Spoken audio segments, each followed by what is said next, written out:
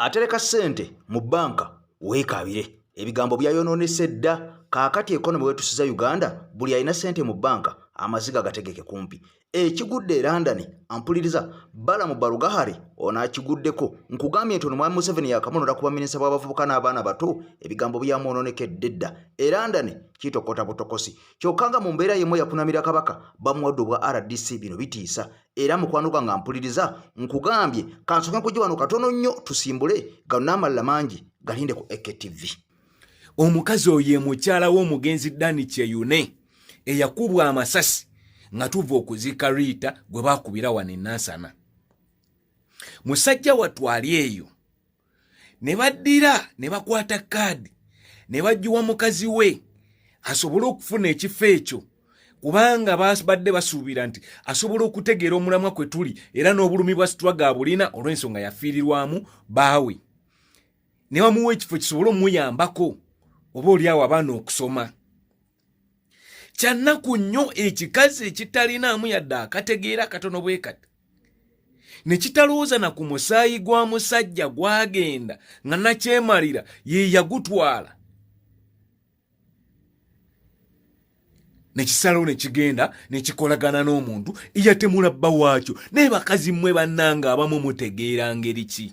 Omulugube obutaggwa mu bantu. Omukyalo oyo ye wa Dani Kyeyune eyakubwa amasasi nga tuva okuziika Rita Nabukenya. Kakati omukyalo oyo yeesimbawo ku bwa kansala era Nuupu n'emuwagira n'emwana ekkaadi naye kyannaku nnyo bwe baali banoonya bakkansala mu Wakiso abaalya mu Nuupu olukwe ne basinkana Mwami Museveni ne bakolera akatambi wano. Omukyalo ono y'omu ku bo tafudde ku baana be, tafudde ku musaayi gwa bbaawe. Kyannaku ampuliriza be bantu betutambula nabo. Kyokka nga nkunnyonnyodde nti olunaku olwaleero omusajja eyakunamira kabaka amanyikiddwa nga kisa kya Mukama bamuwadde wa Deputy RCC wali eggomba. Kakati kino kyewuunyisa bwe bavaawo nga bagamba nti National Unity Platform mwe muli abantu abavuma kabaka. Kakati muno mulimu n'abakungu mu gavumenti mwennyini abazze nga bavuma kabaka naye nga bebakola ne Mwami Museveni nabagamba gye buvuddeko nti Mwami Museveni yazzaawo bwakabaka naye ekyamazima teyabuzzaawo mu mutima mulungi era tabwagala. Kati ono ekyokunamira kabaka kyamugonnomozzaako ogufa ogunene nnyo kubanga yakola omulimu gwa ttendo nnyo n'akunamira Obuganda. Kakati bamuwadde obwa RCC ate mu Buganda mwennyini mwe yakunama. Nabagamba ne kabaka Ssaabasajja kennyini yakyogera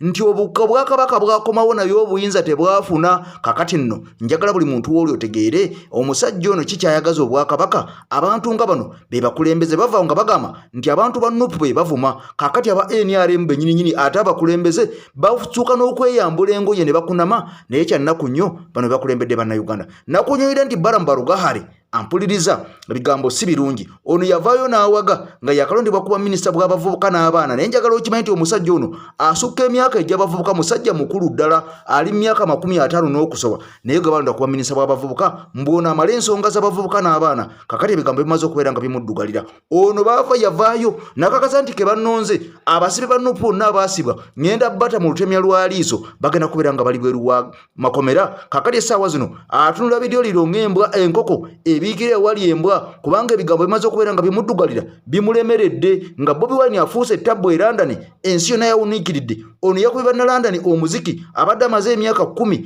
nga tagenda London kubeera nga bayimbiramu. Kakati bano bonna bakakasizza era ng'ono yamaze dde okubeera nga amenya likodi nga ye musajja asose mu bannayuganda okubeera ne tiketi ez'ebbeeyi ennyo kyokka ne ziggwawo ekifo ne kibooga. Njagala okigende nti ono yakyalizza abagenyi be ekifo kyabadde kiriko hoolozi 2 ng'emu etuuza abantu 2000 endala etuuza abantu 3000 naye ekyewuunyisa nti hoolo yajjuddeyo abantu 3000 era okivulunga kiwedde Bobi Wine bamwongeddeyo n'emitwalo emirala miliyoni endala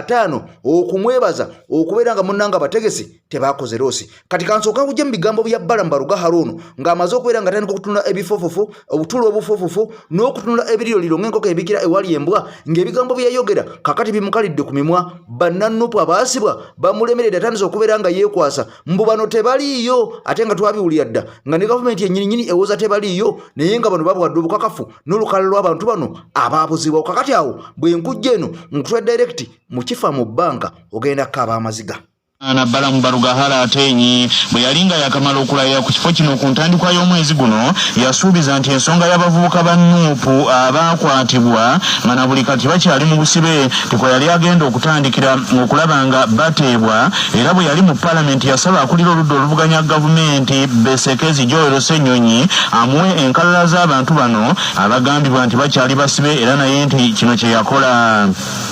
Kyokka Minisita ono Balamu Balugahala Atenyi ategeeza laadiyo ya Kabaka Kyabasa ensajja tebakizudde nti nga abamu ku bavubuka abali ku nkalala zino nti nga tebasibwangako era nga bavuzi ba bodaboda ate abalala basiika capati yadde nga amannya gaabo abakola bino ate tagoogedde.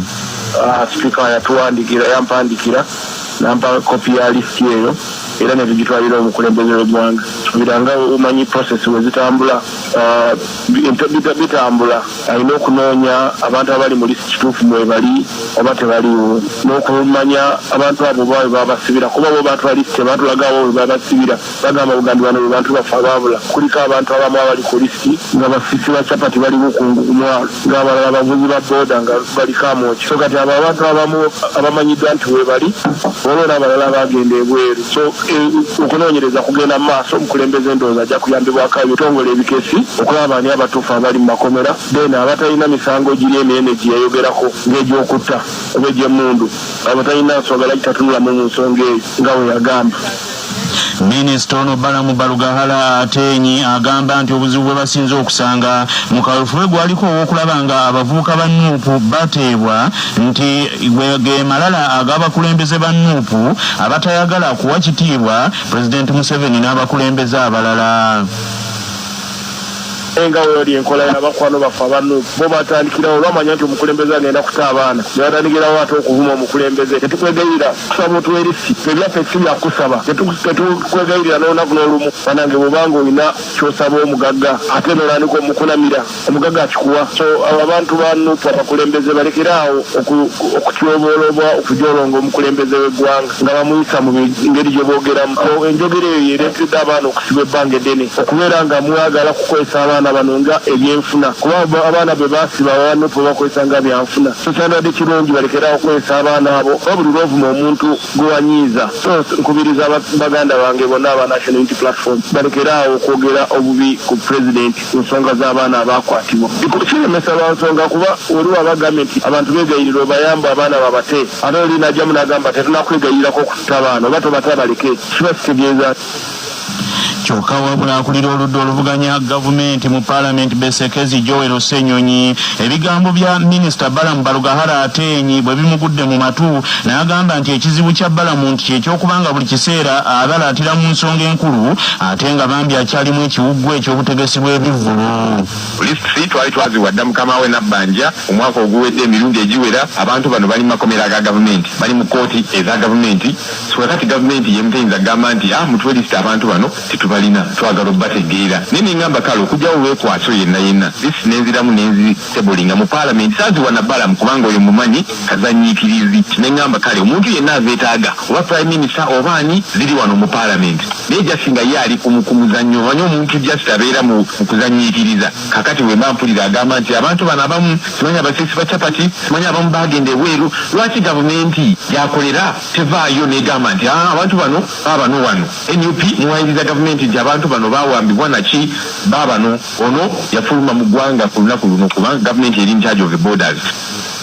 Kaakati nno tutambula n'omusajja Haji Miti omusomi w'edduwa Kkungwe oba Kayingo. Omusajja ono ennamba gy'olaba ku screen ya Haji Miti nakugamba gwali e Bulaaya message toziweereza nze message ziteeke ku nnamba eyo Haji Miti ajja kukusomera edduwa naddala mikwano gyange abali e Sweden mutera okumpeereza messages nammwe abali e Switzerland messages muziteeke ku nnamba eyo ya Haji Miti ono yajja okubasomera edduwa ne bw'oba oli Bulaaya Allah ajja kubeera ng'akwanukula mu nkola gy'akolamu eno ey'enjawulo. Haji Miti omusomi w'ekitabo era omusomi w'edduwa nkozesa ekyoto kino kiba kitagombolola nkola lwaleero ku kyoto kuno kunyambira abantu bange buli muntu yenna alina ekizibu kye ojja ku kyoto kino n'osuulawo akabaani naye nkusabira buli alina ekizibu naddala mu abali e Bulaaya nompereza amannya naye nga suula mu kyoto kino ne nkusombereddwa ne nkuggyako ebizibu n'ebiba bikusumbuye walemererwa mirimu ki ddala mu abali e Bulaaya abali mu nsi muno mu Uganda abalemeddwa okufuna visa nantegeeza eri abaana Adamu enkozesa nkofu ku kyoto kuno namala okusindika enkofu eyo negenda ebanja amabanja ge bakubanjiza gonna gwe yalema okufuna okuweebwa Haji Miti nkozesa amazzi ku nnyanja kuno kumulengera ku mazzi wano Haji Miti nga bwenyimidde olwaleero ngokumasira abaana Adamu bompereza ebiwandiiko byonna bye bompereza ng'oli e Bulaaya mbikwata ne mbizinga ne muwandiika kapapula ne mbisula mu nnyanja ne nsaba Allah gwe nsinza asumulule ebyo byeba bikulemeredde awa visa agifuna alemedde ofuna omusajja omulungi amufuna nsangibwa ku namba 0752 kale katuwulira ampuliriza ebigambo bingi nnyo ebizenga byogerwa ku banka zino ampuliriza okubeera nga ziwuutanya era bannayuganda bangi mbalabye bavuddeyo ne bakaaba amaziga nga bava mu banka ez'enjawulo nga bagamba nateekayo obukadde 10 obukadde bwabula nateekayo obukadde bwe buti obukadde bwabula kaakati olunaku olwaleero ampuliriza waliwo akatambi ke nkuleetedde mukwano gwange ekifa mu banka njagala otulokalire onywere kubanga bobanga oyinayo sente zo naawe kenyini omutima gubeerenga mukwano gwange gwamaze dde okubeera nga kukutunduga kubanga ebigambo byogenda okuwulira ebikwatagana ku banka ogenda kubeera nga otya ensi eno okimanyi nti abasajja bajja mu banka naye babeera ne bye babala ebyabwe bo nga bo oba oli awo ate nga tebiri ku ggwe kasitooma naye nga byabwe nga bo nabo bafuniddemuwa bayitiddemuwa kubanga gwe nga gwe bakulowoozaako naye bakulowoozaako kujja mu bujja kasente so si kubeera nga mukwano gwange bakukulaakulanya nagambye nze ekemasemagawo muzindalo video eno gimpeera ekigalo buli lwoyiwa ekigalo buli munnayuganda yenna gyali mu nsi yonna okwetola ensi yonna ajja kubeera nga afuna information eno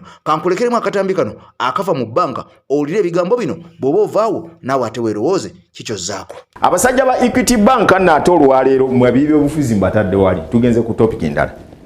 as we speak today tubadde tukyababuulira emivuyo n'obubbi obuli mu Equity Bank mungambire mwami Kituuka ajje mu kiraasi ye MD wa Equity Bank Uganda ono ne bannesaako ne mwami Onyango kakati adisguise mbwa a stepping aside because of the fraud which is happening in the bank bali mu lukwenno olw'okwagala okubba bannayuganda ensonga zino zikwata ku muntu wa bulijjo abantu bangi abadiringira mu bizinensi ene ya mobile money floating Equity Bank yasanga abasajja bano bewandiisiza mu Airtel n'abalala mu kampani endala kati yo nejja ebrokering nga agent wakati awo kuba wa float owokozesa mu business ene y'okukola mobile money transactions abantu nabawerera ddala 2 plus in the different parts of the country bewandiisira ne basaba loan zino ezaali non-secured ng'omusingo gwe babasabye gwa kuteekayo business zaabwe because the guarantee was commission eyali eva ku ssente ezo ze baali balina okubawo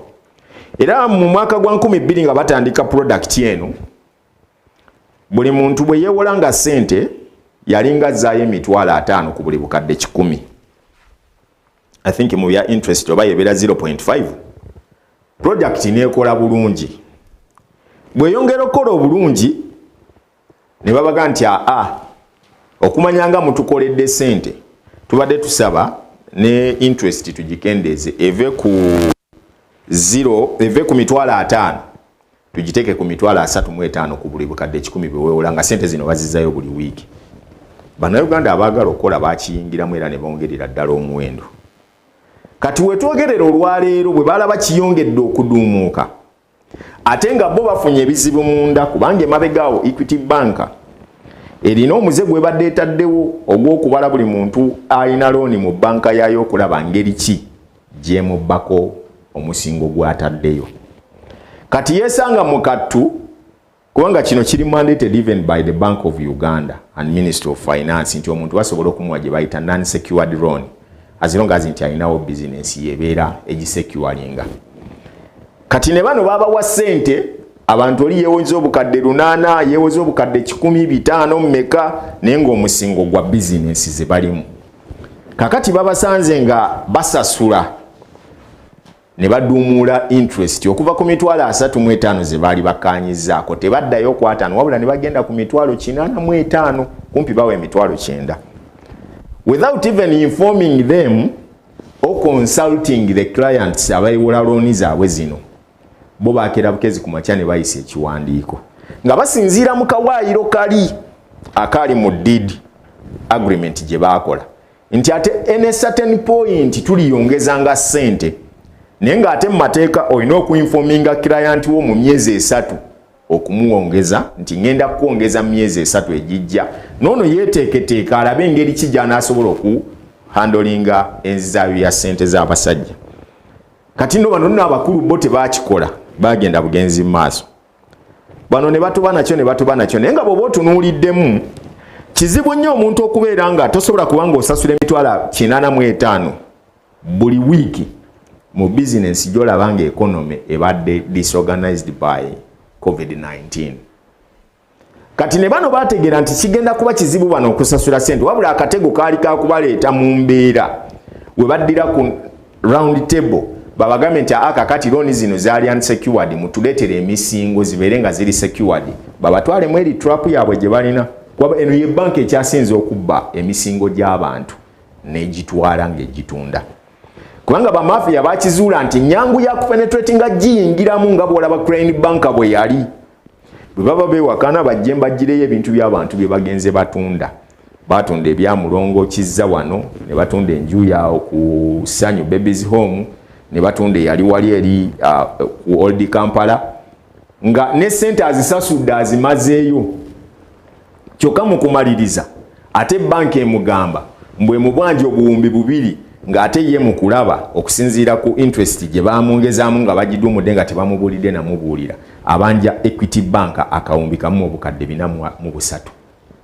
kakati wano obubbi obufaanana bwe butyo bwe baagala ate okutransferinga babuleete babutuuze kuba n'aba mobile money